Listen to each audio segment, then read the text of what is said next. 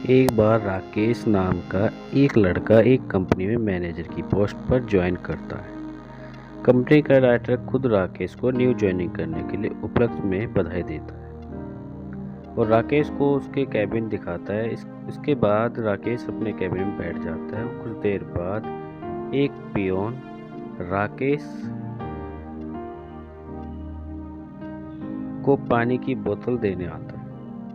वह राकेश को पानी की बोतल देते समय कहता है कि लो बेटा पानी की बोतल। इस पर राकेश गुस्सा हो जाता है और ये कहता है कि तुमको कंपनी के मैनेजर से बात करने की तमीज नहीं है।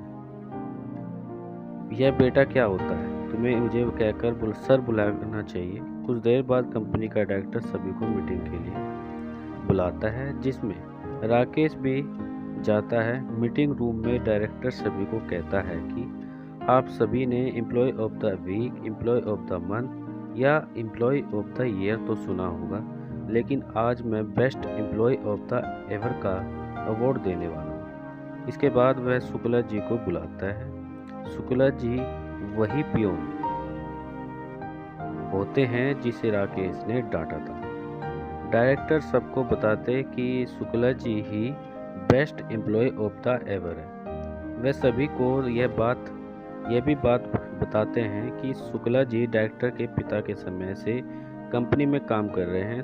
उनको कंपनी में काम करते हुए 35 साल हो चुके हैं। इसके अलावा कहते हैं कि शुक्ला जी राकेश जिन्होंने कंपनी को आज मैनेजर के रूप में ज्वाइन किया है, उनके पिता हैं। यह जानकर सभी हैरान हो जाते हैं कि राकेश मीटिंग में अपना सिर नीचे करके बैठा रहता है। इसके बाद डायरेक्टर राकेश को कहते हैं कि आपको अपने पिता पर जरूर गर्व होगा।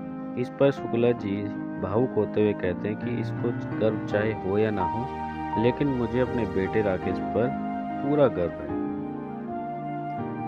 डायरेक्टर कहते हैं कि इतने साल बड़ी ईमानदारी और मेहनत के साथ काम करने के कारण कंपनी ने निर्णय किया है कि कंपनी के कुछ शेयर शुक्ला जी दिए जाएंगे।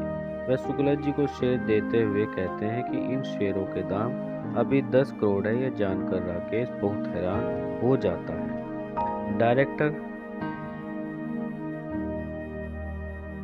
शुक्ला जी को कहते हैं कि आप भी आज से कंपनी के पार्टनर हैं और ये सभी मीटिंग में जो बैठे हैं वह आपके एम्प्लॉय हैं। दरअसल डायरेक्टर ने राकेश की कैबिन से बाहर जाते हुए राकेश और शुक्ला जी की बीच की बातें सुन ली थी। राकेश नहीं चाहता था कि किसी को भी यह पता लगे कि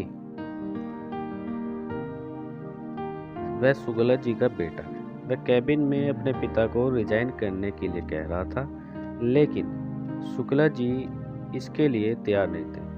वह अपने पिता को यह भी कह रहा था कि यदि किसी को पता लगा कि मैं एक पियोन का बेटा हूँ, मेरी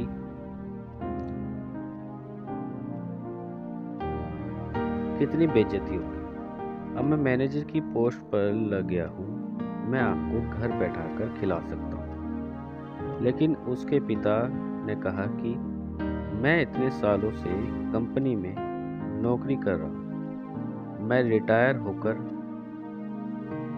होकर इस कंपनी से विदा हूँ। धन्यवाद इस कहानी को